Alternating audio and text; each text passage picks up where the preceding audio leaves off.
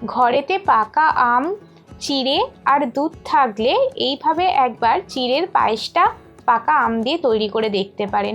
খেতে কিন্তু দারুণ হয়। নমস্কার বন্ধুরা, আজকে আমি আপনাদের তৈরি করে দেখাবো পাকা আম দিয়ে চিড়ের পায়েস।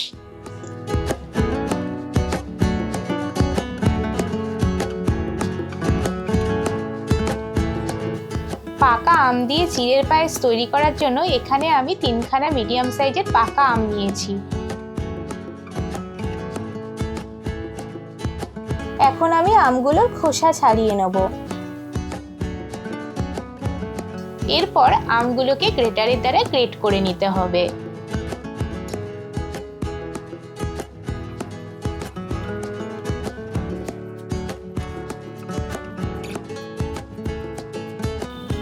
দেখুন বন্ধুরা, 3খানা আমের পাল্প আমি বার করে নিয়েছি। এখন আমি একটা বাটির মধ্যে 100 গ্রাম চিড়ে ঢেলে নিচ্ছি। এখন এই চিড়েটাকে জল দিয়ে ভালো করে ধুয়ে নিতে হবে। আমি 2-3 বার জল দিয়ে ভালো করে চিড়েটাকে ধুয়ে নেব। চিড়েটাকে আমি ভালো করে জল দিয়ে ধুয়ে নিয়েছি। এখন আমি একটা বাটির মধ্যে 1/2 লিটার জল নিয়ে ইন্ডাকশন অন করে বাটিটা ইন্ডাকশনে বসিয়ে দিলাম। চিড়ের পায়েস তৈরি করতে লাগবে দুধ। আজকে আমি গুঁড়ো দুধ দিয়েই দুধটাকে তৈরি করে নেব। আপনারা চাইলে তরল দুধ ব্যবহার করতে পারেন। জলটা দেখুন ফুটে উঠেছে। এখন আমি এর মধ্যে দিয়ে দেব মেজারমেন্ট কাপের 1/2 কাপ পরিমাণ গুঁড়ো দুধ। এখন গুঁড়ো দুধটাকে খুব ভালো করে জলের সাথে মিশিয়ে নিতে হবে। আমি এখানে 1/2 লিটার জলে গুঁড়ো দুধ মিশিয়ে 1/2 লিটার দুধ তৈরি করে নিলাম। দুধটা দেখুন ফুটে উঠেছে। এখন আমি দুধটা ইন্ডাকশন থেকে নামিয়ে নেব। এখন আমি ইন্ডাকশনে একটা কড়াই চাপিয়ে দিলাম। এখন কড়াইয়ে দিয়ে দিচ্ছি 1/2 টিস্পুন ঘি।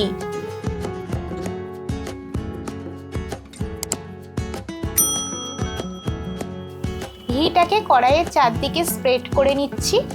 এখন ইন্ডাকশনের পাওয়ারটা কমিয়ে দিয়ে এর মধ্যে দিয়ে দিলাম 1 মুঠো কাজু কিশমিশ।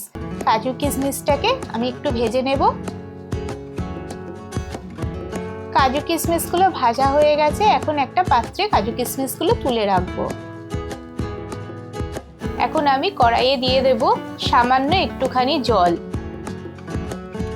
এখন আমি ওই জলের মধ্যে 2 টেবিল স্পুন মতো আখের গুড় দিয়ে দেব।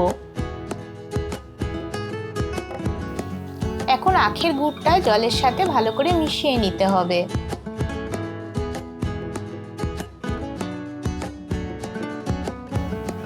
এখন আমি যে আমের পাল্পটা বার করে রেখেছিলাম সেই আমের পাল্পটা আমি কড়াইয়ের মধ্যে দিয়ে দিচ্ছি আর গুড়ের সাথে আমের পাল্পটাকে খুব ভালো করে মিশিয়ে নিচ্ছি। ইন্ডাকশনের পাওয়ারটা কিন্তু মিডিয়াম আছে। এখন এই আমের পাল্পটাকে একটা হাতার সাহায্যে কন্টিনিউ নেড়ে মিনিট 2 আমের পাল্পটাকে একটু ফুটিয়ে নিতে হবে।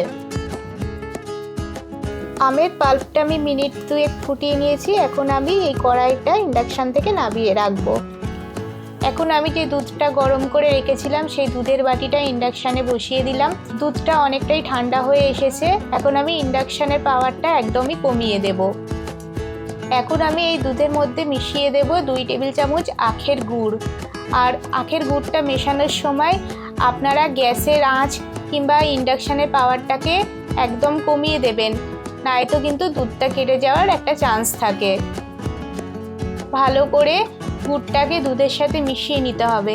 আমি এখানে 2 টেবিল চামচ আখের গুড় মিশিয়েছি। আপনারা যে যেমন মিষ্টি পছন্দ করেন সেই বুঝে দেবেন, কারণ আমি আমের মধ্যে আমের পাল্পের মধ্যেও কিন্তু 2 টেবিল চামচ আখের গুড় মিশিয়েছি। ইন্ডাকশনের পাওয়ারটা এখন আমি বাড়িয়ে দিলাম। এখন আমি দুধের মধ্যে মিশিয়ে দিচ্ছি ধুয়ে রাখা চিড়েটা। চিড়েটাকে ভালো করে দুধের সাথে মিশিয়ে নিতে হবে।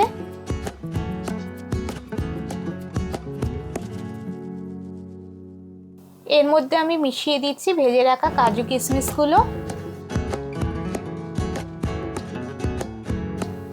ভালো করে কাজু কিশমিশ চিড়েটা দুধের সাথে মিশিয়ে নিচ্ছি।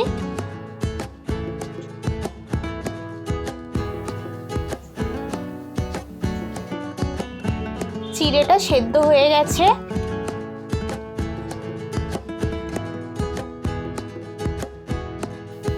এখন আমি যে আমের পাল্পটাকে ফুটিয়ে রেখেছিলাম সেই ফোটানো আমের পাল্পটা এখন আমি এই চিড়ের পায়েসটার মধ্যে মিশিয়ে দিচ্ছি।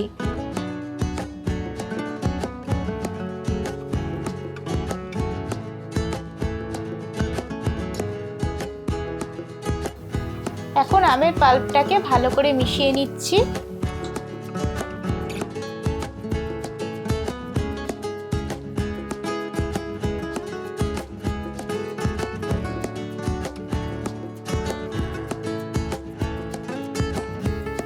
আমের পাল্পটা দুধ আর চিড়ের মধ্যে মিশিয়ে আরও মিনিট 2 আমি ফুটিয়ে নেব।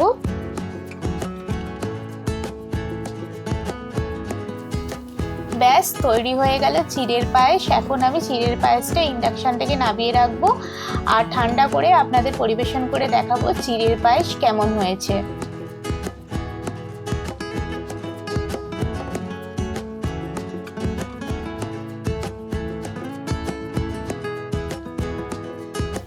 দেখুন বন্ধুরা, আম দিয়ে চিড়ের পায়েস আমি একদম ঠান্ডা করে নিয়েছি আর আম চিড়ের পায়েস আমি আপনাদের পরিবেশন করে দেখাচ্ছি কেমন হয়েছে। আমাকে কিন্তু কমেন্ট করে জানাবেন অবশ্যই।